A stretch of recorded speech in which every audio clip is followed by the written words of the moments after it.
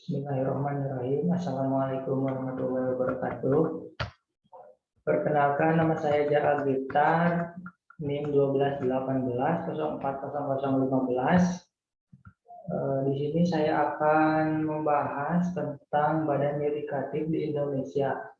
Video ini dibuat guna memenuhi tugas presentasi mata kuliah Sistem Politik Indonesia dengan dosen pengampu Bapak Muslim Mufti. Langsung saja kita masuk ke pembahasan badan yudikatif di Indonesia. Yang pertama, alangkah lebih baiknya kita mengetahui dulu kekuasaan badan yudikatif di Indonesia menurut Undang-Undang tahun 1945. Yang pertama, Mahkamah Agung adalah Mahkamah Konstitusi sebagai salah satu lembaga negara di Indonesia, termasuk dalam kekuasaan kehakiman atau kekuasaan peradilan. Sebagai lembaga negara, hal tersebut disebutkan dalam Undang-Undang tahun 1945 Bab 9 tentang kekuasaan kehakiman.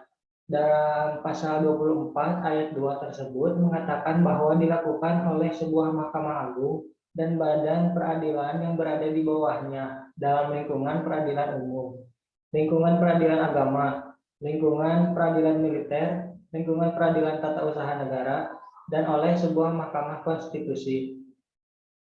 Kemudian, adanya ketentuan di atas menurut Sri Sumantri dapat dipergunakan sebagai petunjuk bahwa pengaruh trias politika terdapat dalam Undang-Undang Dasar 1945 sebagai landasan konstitusionalnya.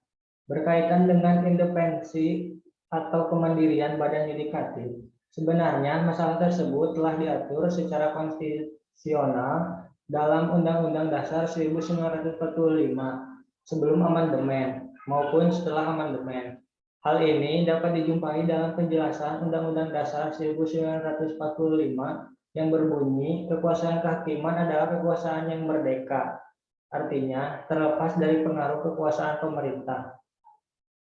Berhubungan dengan harus diadakan jaminan dalam undang-undang tentang kedudukan para hakim, dapat diartikan bahwa kekuasaan kehakiman adalah suatu kekuasaan yang merdeka dalam arti terlepas dari pengaruh kekuasaan pemerintah, agar dapat bekerja dengan baik dalam tugas-tugasnya, sehingga dihasilkan putusan-putusan yang objektif dan tidak memihak serta senantiasa menjunjung tinggi hukum dan keadilan. Karenanya, badan ini harus bebas dari pengaruh kekuasaan lain atau pengaruh kekuasaan pemerintah. Dalam negara yang mendasarkan dirinya pada demokrasi konstitusional, termasuk Indonesia, Undang-Undang Dasar mempunyai fungsi yang khas, yaitu membatasi kekuasaan pemerintah. Sedemikian rupa sehingga penyelenggaraan kekuasaan tidak bersifat sewenang-wenang. Dengan demikian dapat diharapkan hak-hak warga negara akan lebih terlindungi. Hal ini secara tegas dinyatakan dalam pasal 1 ayat 3 Undang-Undang Dasar 1945. Perubahan ketiga yang menyatakan negara Indonesia adalah negara hukum. Penegasan kalimat tersebut hanya kita jumpai pada penjelasan Undang-Undang Dasar 1945 dalam amandemen, khususnya yang mengenai sistem pemerintahan negara yang mengemukakan bahwa Indonesia adalah negara yang berdasarkan atas hukum, tidak berdasarkan atas kekuasaan belaka. Maka dapat disimpulkan bahwa setiap tindakan dari pemerintah dan segenap alat perlengkapan negara terhadap rakyatnya harus berdasarkan hukum-hukum yang berlaku dan yang ditentukan oleh rakyat atau wakilnya dalam Badan Perwakilan Rakyat. Jadi, bukan berdasarkan kehendak penguasa pribadi atau tindakan sewenang-wenang yang mematikan hak-hak asasi manusia. Nah, kemudian kita masuk ke badan yudikatif pada masa Orde Lama. Pada masa demokrasi terpimpin, terjadi banyak penyelewengan terhadap asas kebebasan badan yudikatif di Indonesia. Hal ini dapat dijelaskan tahun 1945 yang mengeluarkan Undang-Undang Nomor 19 tahun 1964 mengenai ketentuan pokok kekuasaan kehakiman. Dalam undang-undang tersebut ada beberapa pasal yang mengabaikan kekuasaan badan yudikatif dan lebih dominan dipengaruhi oleh lembaga eksekutif atau presiden. terutama pada pasal 19 yang menyatakan bahwa demi kepentingan revolusi, kehormatan negara dan bangsa atau kepemimpinan masyarakat yang mendesak, Presiden dapat turut ikut campur tangan dalam soal pengadilan. Pada pasal ini, trias politika sangat diabaikan. Dan pada saat itu, Majelis Permusyawaratan Rakyat Sementara atau sering disebut MPRS merupakan lembaga negara tertinggi di Indonesia. Sehingga melihat fenomena Undang-Undang Nomor 1900 sehingga melihat fenomena Undang-Undang Nomor 19 tersebut yang pada tahun 1994 tersebut yang sangat bertentangan dengan Undang-Undang Dasar 1945. Maka MPRS melakukan peninjauan terhadap undang-undang tersebut. Dalam sidangnya yang keempat dengan mengeluarkan ketetapan MPRS nomor 19 tahun 1966 tentang peninjauan kembali produk-produk legislatif negara di luar produk MPRS yang tidak sesuai dengan Undang-Undang 1945 sesuai dengan asas-asas kebebasan lembaga yudikatif yang tercantum dalam Undang-Undang Nomor 14 Tahun 1970. Pasal 4 ayat 3 yaitu segala campur tangan dalam urusan peradilan oleh pihak-pihak lain di luar kekuasaan kehakiman itu dilarang, kecuali dalam hal-hal yang tersebut yang dalam Undang-Undang Dasar. Selain masalah mengenai Undang-Undang Nomor 19 Tahun 1964 yang terjadi pada saat demokrasi terpimpin, ada beberapa penyelewengan lain yang terjadi. Contohnya memberi kasus kepada Ketua Mahkamah Agung yang sebenarnya merupakan jabatan yang terpisah dari Badan Eksekutif, menjadi bagian dari eksekutif pula, di samping merupakan bagian dari Badan Yudikatif. Dan ketika masuk masa Orde Baru, keadilan ini segera dikoreksi dan Ketua Mahkamah Agung tidak lagi menteri ataupun pembantu-pembantu presiden. Kemudian ada proses perekrutan hakim agung pada masa Orde Lama. Nah, pada masa Orde Lama, proses pengangkatan atau merekrut hakim agung melibatkan 3 lembaga tinggi negara, yaitu eksekutif atau presiden, dan menteri kehakiman, yudikatif atau MA, dan legislatif atau DPR. Aturan ini khusus ditetapkan bagi pemilihan hakim agung. Sedangkan dalam pemilihan hakim biasa hanya melibatkan pihak yudikatif dan eksekutif. Kemudian dalam pasal 4 sampai 11 ayat 2 KRIS atau Konstitusi Republik Indonesia Serikat ditetapkan bahwa ketua, wakil ketua, dan hakim Mahkamah Agung diangkat oleh Presiden atas anjuran DPR dan sekurang-kurangnya 2 calon bagi tiap-tiap pengangkatan. Pengangkatan atau anjuran DPR atau pemilihan hakim agung pada masa Orde Lama, meski melibatkan lembaga negara, yakni DPR, namun tetaplah keputusan akhirnya berada di tangan eksekutif atau presiden. Kemudian kita masuk pada Badan Yudikatif pada masa Orde Baru.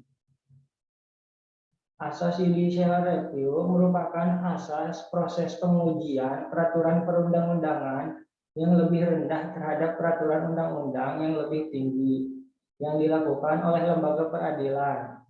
Dalam praktik judicial review atau pengujian tersebut, undang-undang terhadap Undang-Undang Dasar 1945 dilakukan oleh Mahkamah Konstitusi atau sering disebut MK. Sedangkan pengujian peraturan perundang-undangan di bawah undang-undang tersebut dilakukan oleh Mahkamah Agung. Akan tetapi, asas ini tidak dikenal di Indonesia sebelum masa reformasi.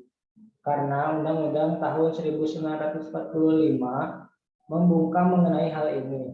Undang-Undang tahun 1949 pasal 130 dan Undang-Undang tahun 1950 pasal 95 dengan tegas menyatakan bahwa undang-undang tidak dapat diganggu-gugat yang berarti bahwa undang-undang tidak dapat diuji sekalipun diakui adanya hak pengujian. Nah, melihat bahwa undang-undang tidak dapat diuji, kemudian ada beberapa golongan masyarakat antara lain Kesatuan Aksi Sarjana di Indonesia atau disebut KASI, yang pada permulaan masa demokrasi sangat mendesak pemerintah untuk mengkaji adanya hak penguji Undang-Undang Mahkamah Agung. Nah, diharapkan bahwa dengan adanya wewenang judicial review ini dijamin tidak terulang kembali penyelewengan yang dilakukan oleh Insinyur Soekarno pada masa demokrasi terpimpin. Akan tetapi, rupanya pemerintah berpendapat lain, seperti terbukti dari Undang-Undang Nomor 14 Tahun 1970 tentang ketentuan-ketentuan pokok kekuasaan kehakiman yang menggantikan Undang-Undang Nomor 19 Tahun 1964.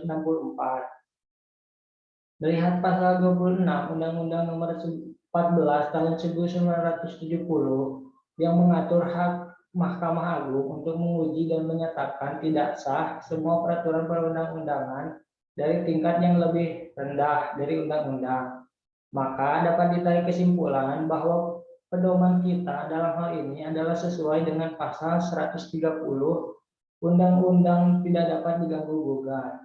Berarti hanya Undang-Undang Dasar dan ketetapan MPRS yang dapat memberikan ketentuan apakah Mahkamah Agung berhak menguji undang-undang atau tidak. Nah, seperti itu. Kemudian kita masuk pada proses rekrutmen atau pengangkatan Hakim Agung pada masa Orde Baru. Nah, pada masa Orde Baru, proses rekrutmen atau pengangkatan Hakim Agung diawali dengan diadakannya forum yang melibatkan Mahkamah Agung dan pemerintah yang biasanya dikenal dengan sebutan Forum Mahkamah Agung dan Departemen atau MAHDEP.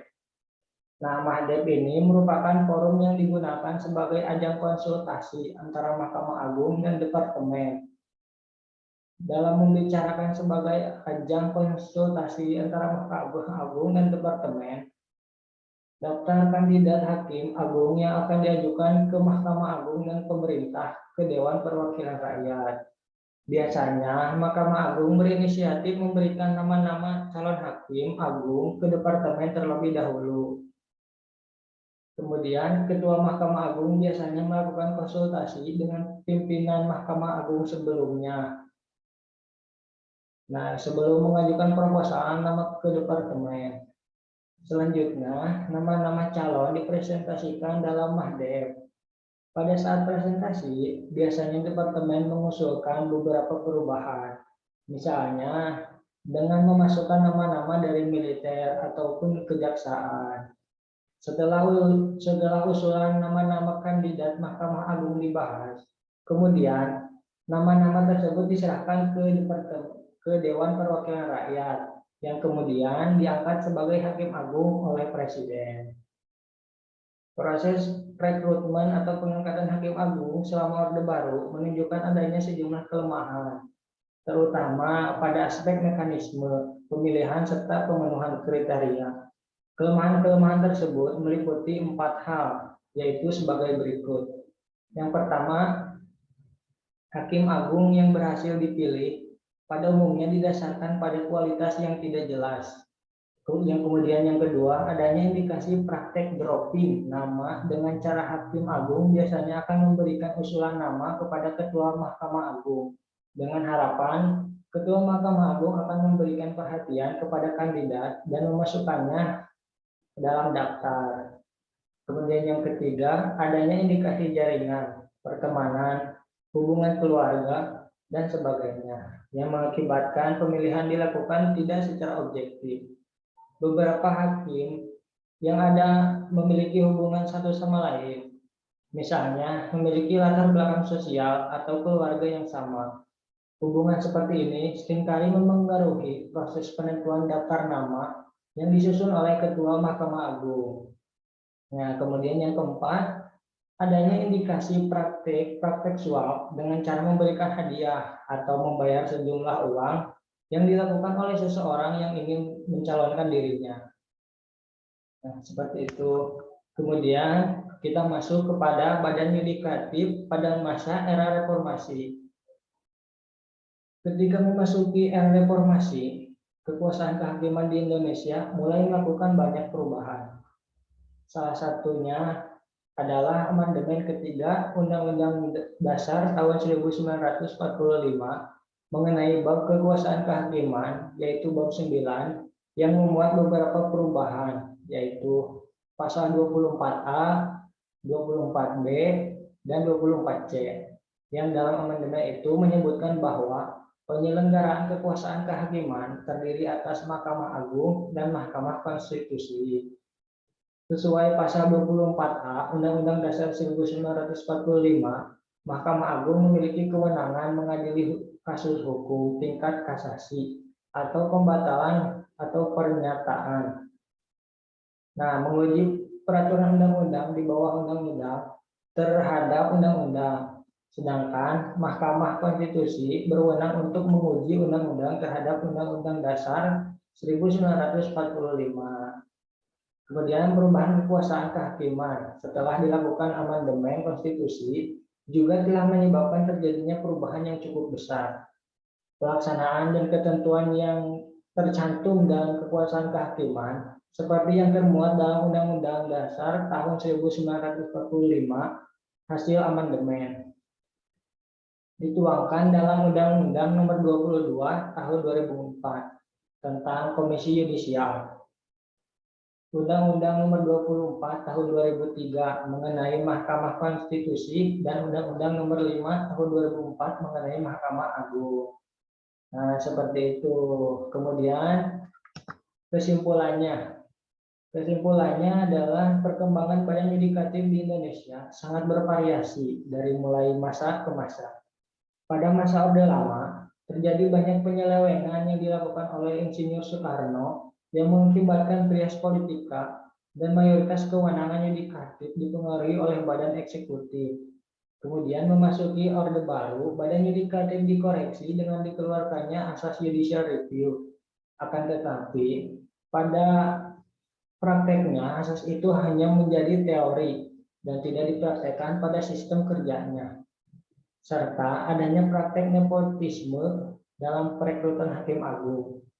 Kemudian memasuki masa Orde Baru, badan yudikatif mulai memperhatikan banyak perubahan.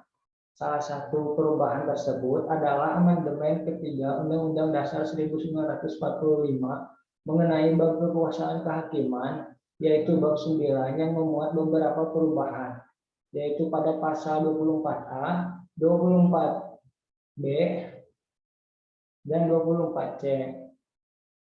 Yang dalam amandemen itu menyebutkan bahwa penyelenggaraan kekuasaan kehakiman terdiri atas Mahkamah Agung dan Mahkamah Konstitusi. Pada masa reformasi ini, banyak dibangun lembaga-lembaga seperti Komisi Pemberantasan Korupsi, yang sering disebut juga dengan KPK. Kemudian ada Komisi Nasional Anti Kekerasan Terhadap Perempuan. Kemudian ada Komisi Ombudsman Nasional atau KON. Dan Komisi Hukum Nasional atau sering disebut KHN, yang diharapkan dapat membangun sistem hukum Indonesia yang lebih baik lagi dari masa-masa sebelumnya. Nah, mungkin hanya itulah yang bisa saya sampaikan. Kurang lebihnya mohon dimaafkan. Wassalamualaikum warahmatullahi wabarakatuh.